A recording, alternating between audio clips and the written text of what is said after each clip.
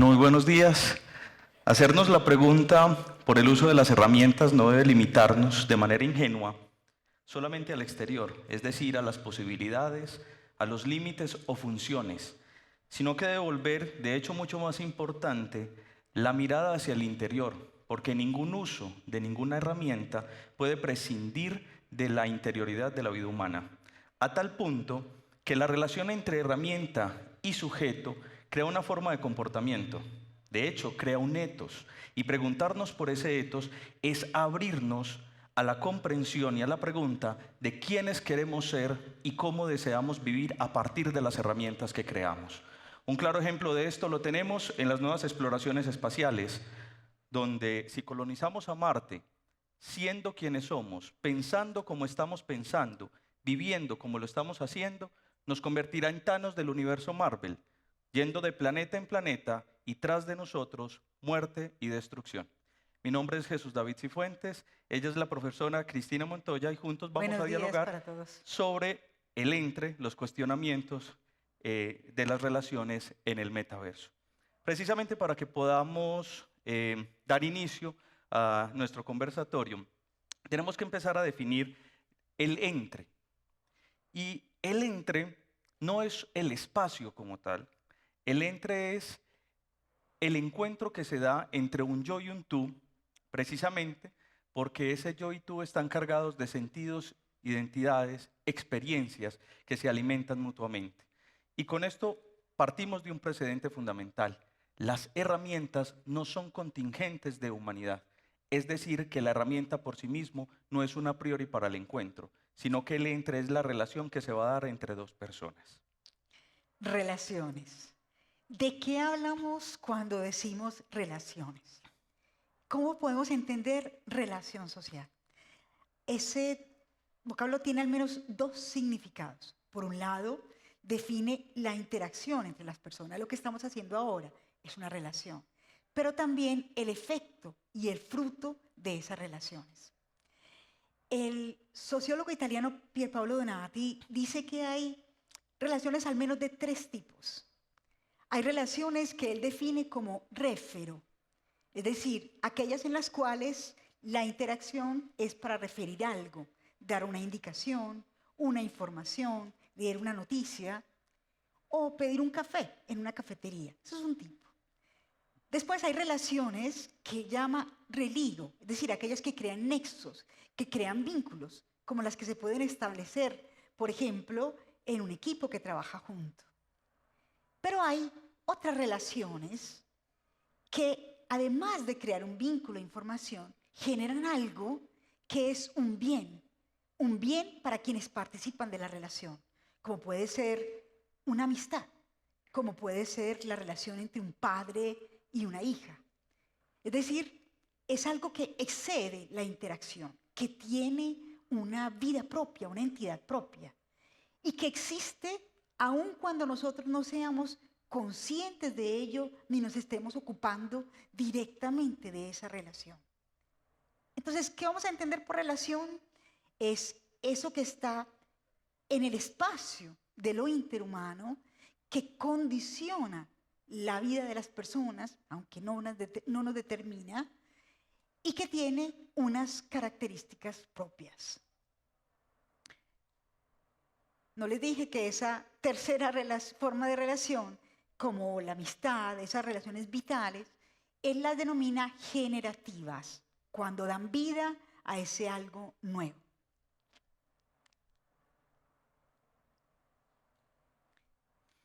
Ahora bien, hay algo muy importante efectivamente sobre la relación y es el espacio que empieza a jugar, tanto sea físico o virtual, para que se propicie la relación. Decíamos ahorita efectivamente que las herramientas no son contingentes de humanidad, es decir, la herramienta por sí misma no nos hará más humanos. Y ahí es donde tenemos que Disculpa, Jesús David, es que no dije una cosa que es importante para plantearnos esa pregunta, y es que como todos lo experimentamos, las relaciones sociales tienen lugar en un tiempo y en un espacio. Entonces ahí surge un primer interrogante, y es, en la multiversidad y simultaneidad del metaverso, ¿cómo funcionan ese espacio-tiempo de la relación? Súper. De hecho, una de las palabras que es muy bella que hemos traído del griego es efectivamente la palabra utopía, que es sin lugar. No hay espacio aún, no es imposibilidad.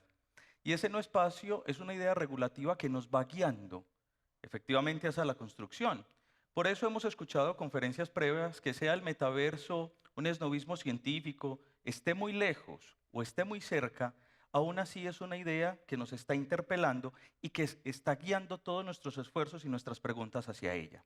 Y por eso, efectivamente, traemos la palabra utopía. Esta definición de Lewis Mumford es muy interesante porque nos muestra cómo las utopías empiezan a ser un péndulo que oscila entre la esperanza y la locura, entre la seguridad y la libertad, entre el ser nosotros mismos en un lugar diferente o el cambiarnos para poder cambiar y significar nuestros entornos. Y es por eso que queremos centrarnos en algo fundamental. Las utopías tienen dos imperativos que constituyen cualquier utopía de la humanidad. En primer lugar, todas las utopías son una búsqueda comunitaria para vivir bien. Una de las características del metaverso es que no tendremos muchos limitantes del mundo físico. Quizás el dolor, los terremotos, los huracanes. Buscamos vivir bien. La pregunta del millón es si podremos hacerlo o no. Y en segundo lugar, que las utopías son siempre vinculativas. No tiene ningún sentido una utopía que sea para mí mismo. Precisamente porque eso nos convertiría en un Robinson Crusoe colonizando una isla a nuestra imagen y semejanza, donde Viernes, su eterno compañero, termina siendo un sí mismo. ¿Por qué? Porque terminó con todos los ideales efectivamente de Robinson Crusoe. Y por eso, sin ánimo de reduccionismos, queremos centrar nuestro conversatorio en una posibilidad y en una crítica al metaverso, para ver en ello qué reside de la humanidad que nos interpela. En primer lugar, una de las posibilidades que nos abre el metaverso es precisamente tener la capacidad de un metacuerpo. Ya no navegar en Internet, sino sumergirnos en la red. La posibilidad de que nuestro lenguaje no verbal empiece a ser leído. Hoy en la Internet tiene el límite a través del clic y los emoticones, pero a través de unas gafas o una realidad aumentada, mi lenguaje no verbal podrá ser leído e incluso podrá ser dateado y seguido. Pero aquí queremos subrayar otro elemento, y es que una tecnología es en realidad la materialización de una cultura. No puede generar la realidad directamente la tecnología, sino que ésta responde a las exigencias ya contenidas en la cultura. Pongo un ejemplo. Cuando surge Internet, además de responder a necesidades de comunicación específicas, a investigaciones bélicas y a muchos otros elementos, ¿a qué responde? Es decir, hay un grito que la humanidad, especialmente en los años 60, puso de manifiesto con fuerza, y era la necesidad de establecer vínculos y conexiones hasta ese momento impensadas. ¿Qué es lo que precede la aparición del metaverso? Hemos pasado por aquella que ha sido llamada la sociedad del miedo, la sociedad de la incertidumbre, y hemos avanzado en campos, por ejemplo, como las neurociencias, que nos han dado la idea de pensar en la posibilidad de que podamos superar todos los límites, inclusive del cerebro humano. Entonces, ante ese miedo, ante esa incertidumbre y esa posibilidad de superar límites, se va configurando la idea que podemos crear un espacio protegido, un espacio seguro, donde podemos estar sin esos temores, donde ya no tendremos ningún límite y puede ser como el espacio transparente, sin reglas y sin normas, de la pura creación personal y colectiva, donde no tendremos los límites del dolor, del olor, donde nuestra naturaleza no nos condicionará y estaremos protegidos. ¿Qué sucede? ¿Es realmente un espacio protegido? ¿Es verdaderamente un espacio puro? Lo hemos llamado el reino del todo es posible de otra manera. La pregunta que tenemos que hacernos frente a eso es si será todo posible. ¿Podremos librarnos en el metaverso quizás de la tiranía de la razón. Y aquí es donde viene una de las grandes críticas que se le ha hecho al metaverso, entre miles y muchas, y es precisamente que el metaverso puede convertirse a la imagen de las utopías de la antigua Grecia en una sociedad de control, donde nos podamos escapar efectivamente del caos, la espontaneidad que implican las relaciones sociales.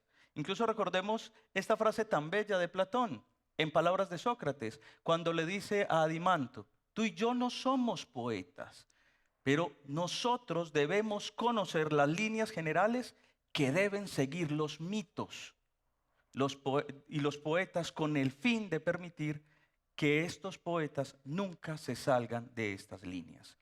Controlar la narrativa es poder controlar incluso, como decíamos, el caos, lo espontáneo de una relación social.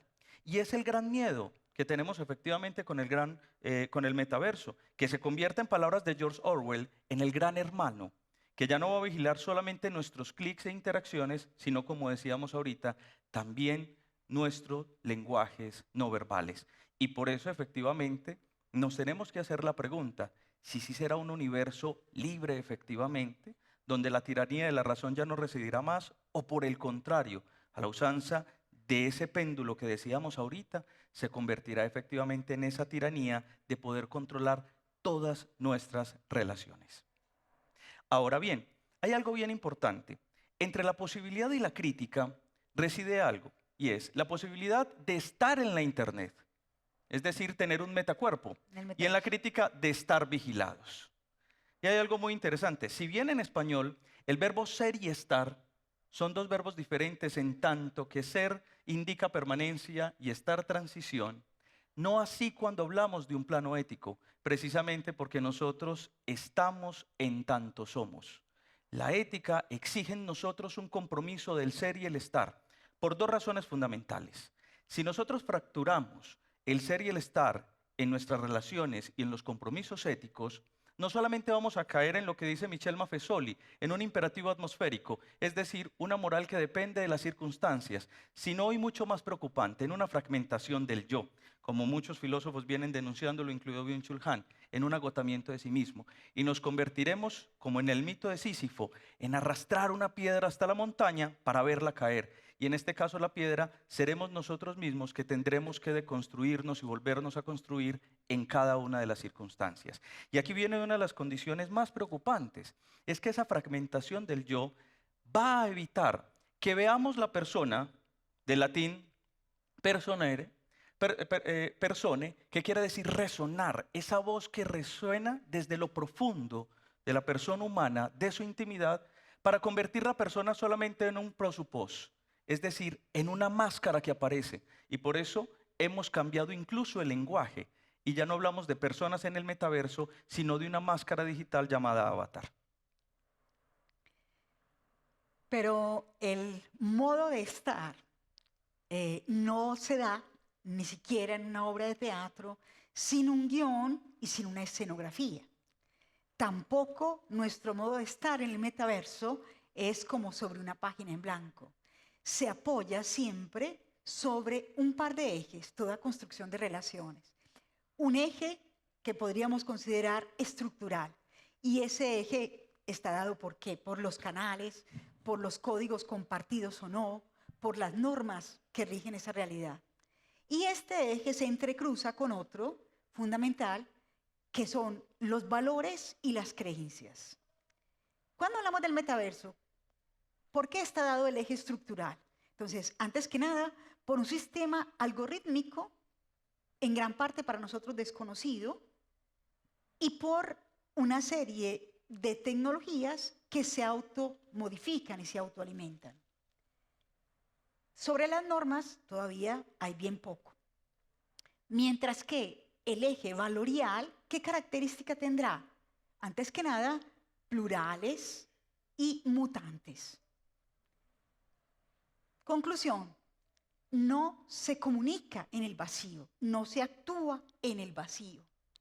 Ese entramado de relaciones y máquinas, esa realidad que se construirá en un metaverso donde otros están escribiendo la partitura sobre la cual podemos movernos. Permitirá que se construyan relaciones, estas relaciones entre máquinas, avatares, humanos. Permitirá que se construya una sociedad que siga siendo humana, es decir, favorecen el emerger de una sociedad en la que la dignidad humana en todas sus condiciones puede emerger plenamente. Como les dijimos, aquí se trata de ponernos cuestiones. Entonces, nos hemos ya hecho varias preguntas y esta es otra que nos surge. Sobre esta construcción de algoritmos y de valores mutantes, ¿la sociedad podrá florecer en lo humano plenamente? Esa pregunta es supremamente interesante por algo fundamental. Para poder volver la mirada del ser humano tenemos que comprender algo. El metaverso habla de un metacuerpo, pero un metacuerpo no implica un metaespíritu. Es decir, que solamente volver la mirada a nosotros es la posibilidad de que podamos comprender este horizonte.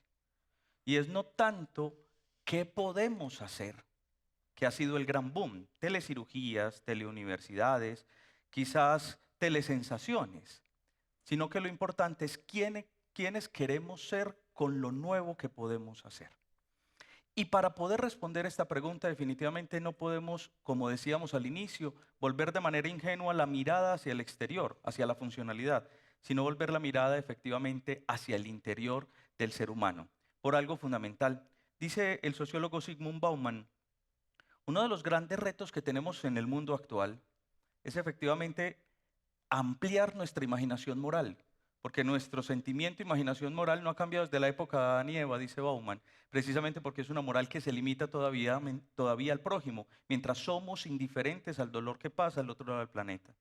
Quizás en ese péndulo nos alejemos un poco de la locura, de la inercia que llevamos, para acercarnos hacia la esperanza de poder empezar a través del metacuerpo, a través de ese sentir amplio y prolongado, empezar a ampliar nuestra imaginación moral. Pero precisamente para poder cuestionar esa relación del ser humano, es necesario que empecemos a actuar concretamente en una relación, una comunicación que actúa y que transforma. Efectivamente, este sistema que llama en causa nuestro ser, más que nuestro estar, nos pide actuar, porque relacionarse es actuar. ¿Cuáles podrían ser las actuaciones, las acciones que pueden conducir hacia una sociedad que, si bien esté atravesada por la virtualidad, por el metacuerpo, por esta realidad, siga siendo más humana? Nuestra propuesta es volver a eso que dijimos al inicio, es decir, acciones que sean generativas. ¿Y esto cómo se puede hacer? En la construcción, en la generación de cada tipo de relación, se pueden reconocer empíricamente al menos 3 momentos. Pero bueno, no, antes de eso, viendo la diapositiva, qué pena me salto cada tanto, quiero decir algo. Como mencionamos antes, aquí no hay un vacío. Entonces, empíricamente tenemos 3 momentos. Un primer momento es cuáles son las relaciones preexistentes. Es decir, en qué momento nosotros estamos. Y vamos a mencionar 3 tipos de relaciones presentes en la sociedad de hoy, por poner algunos ejemplos. La desigualdad social, la concentración de capitales, la concentración de poder. Una segunda forma de relación, la brecha digital, sea por acceso a las estructuras, sea por competencia. Y la negación identitaria. Pensemos solo en la primera, por ejemplo, desigualdad. ¿Quién está invirtiendo en este momento con fuerza en el diseño, en la construcción, en la implementación del metaverso?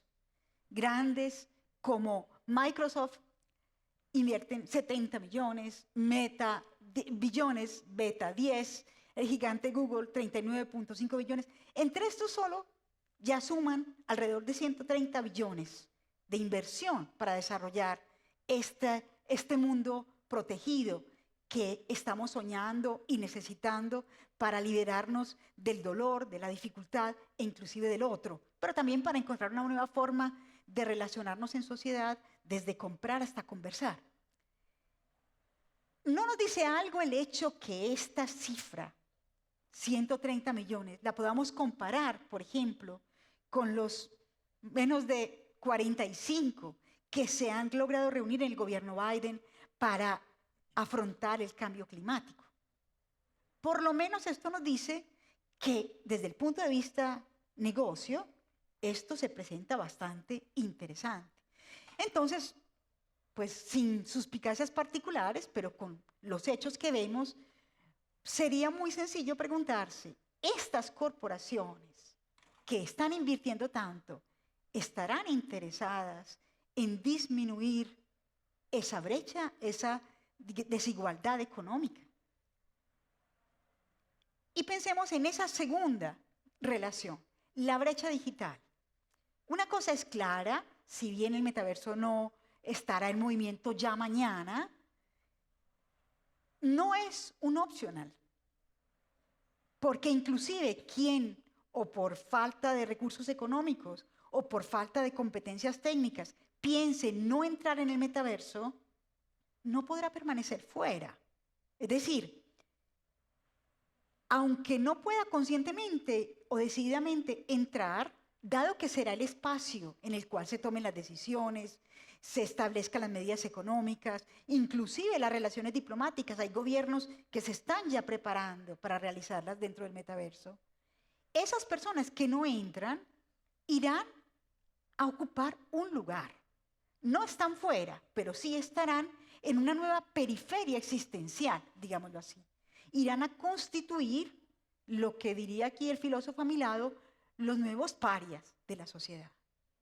Y sobre la negación identitaria, pues ahí dejo el cuestionamiento, es decir, queremos superar una negación, pero sin embargo sentimos la necesidad de presentarnos a través de un avatar.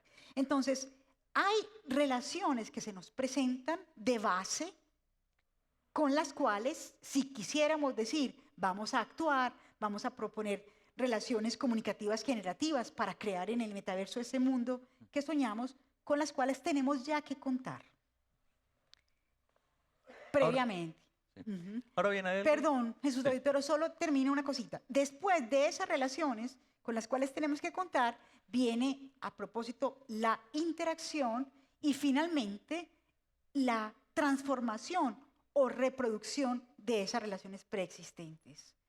¿A qué tipo de relaciones nosotros queremos dar vida entonces en el metaverso desde nuestro ser? Y aquí viene para nosotros una hipótesis, una propuesta.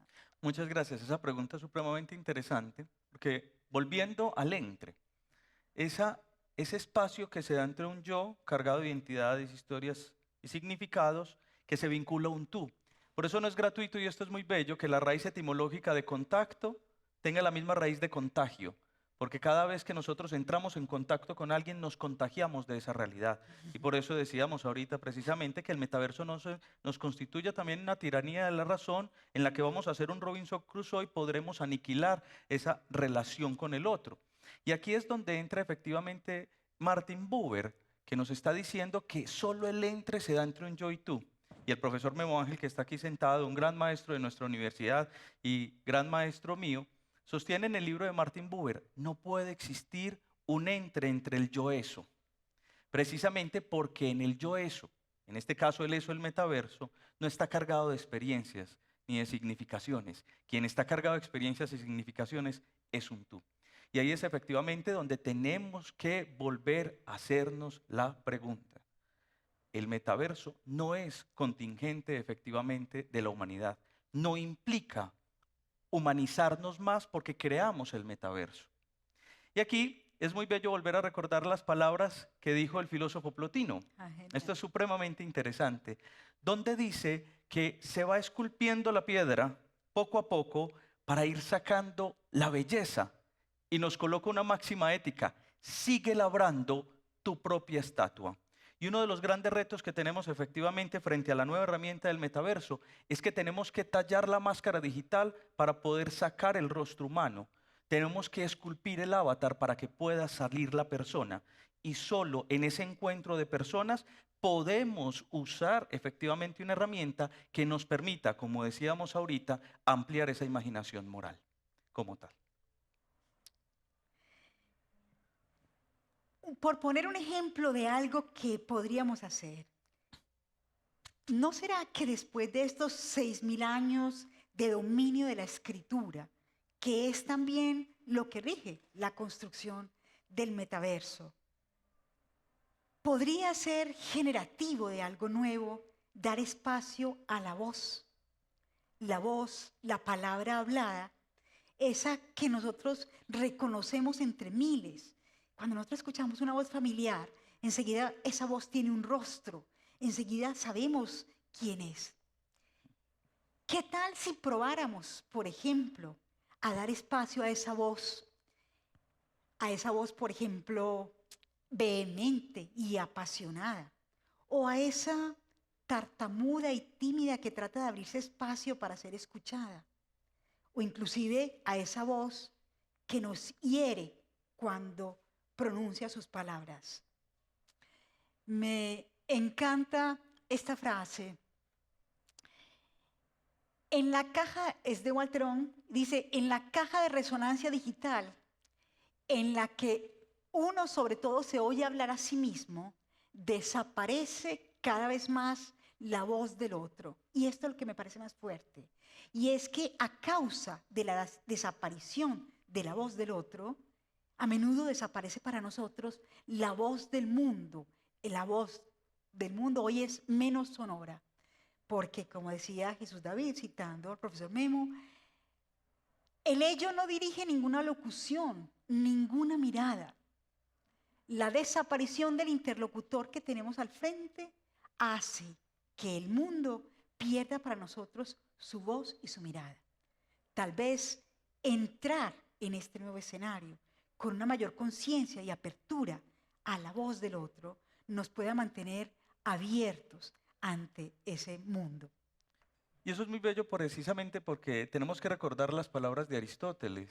Decía que los animales tenían fonos, es decir, sonido. Y en el yo eso solamente hay fonos, hay sonido, porque es un eco que nos representa a nosotros mismos. Pero propio del ser humano, ojo, propio, mas no así su función, es el logos. ¿Qué quiere decir esto? Decía Aristóteles, es la capacidad que tenemos, con esa palabra dotada de sentido, llegar a acuerdos, saber qué es lo injusto y lo injusto, saber qué es el bien y el mal, pero mucho más importante, poder construir la casa y la comunidad. Si bien esto suena muy romántico, no podemos desconocer algo fundamental. La realidad es compleja. La diferencia que nos interpela es difícil. Nadie está negando eso. Pero aquí viene una metáfora muy bella del filósofo Martin Buber, de los extremos, de la tensión de los extremos. De esa tensión entre las diferencias surge la armonía de la lira. Y solo es posible entre un tira y afloje que podamos empezar a pensar en proyectos comunes que hoy nos surge. Porque como dice Bauman, no podemos seguir pensando problemas globales con soluciones locales. Tenemos que empezar efectivamente a crear un proyecto común en un mundo que es finito y limitado y que nos está interpelando a todos y que desafortunadamente a veces estamos dándole la espalda. Por eso es necesario que estas nuevas herramientas que estamos construyendo sean un vehículo efectivamente para podernos humanizar como tal. Bueno, ustedes han visto que hemos mantenido un ritmo que Jesús David decía, esto es como una montaña rusa, vamos arriba, bajamos, pero en el que hemos tratado de subrayar aspectos interpersonales y aspectos colectivos. Entonces, ciertamente a nivel interpersonal y en esas interacciones que podremos vivir en el metaverso, tenemos una opción de reconocer al otro, de crear un espacio para el otro, de dar inicio a acciones comunicativas generativas que, si bien no pueden condicionar el encuentro, lo pueden provocar actuando como un don de apertura, pero hay una parte colectiva que es muy importante. Y aquí consideramos que es necesario dar un gran rol a la imaginación colectiva en cuanto fuente de proyectos, de creación, de diseños. Como dice el filósofo Apadurae, la fantasía puede ser autorreferencial, pero la imaginación, sobre todo si colectiva, puede dar inicio a la acción coordinada. ¿Cuál es entonces la clave fundamental que nosotros creemos necesaria para que el metaverso sea esa oportunidad que queremos? Y es que podamos desplazar el centro de atención, el centro de gravedad de la tecnología a la antropología, que reconozcamos en la potencia de nuestro ser la posibilidad de trabajar con una tecnología que, si bien no crea la sociedad, ciertamente influye en ella, la modifica, la condiciona. El filósofo Diego Fusaro dice algo muy interesante: idealismo o barbarie. La barbarie nos deja en el statu quo, en la inercia de la tendencia. El idealismo, por el contrario, nos crea una idea regulativa para empezar a actuar. Y precisamente por eso es tan importante la imaginación. Porque imaginar que es posible hacer las cosas de manera distinta es la posibilidad de reconocer que lo que ha sido puede ser transformado. Es la obligación de reconocer que la historia no responde a leyes causales. Y es el compromiso de salir de la inercia de ser actores pasivos para empezar a ser activos en el proceso de transformación.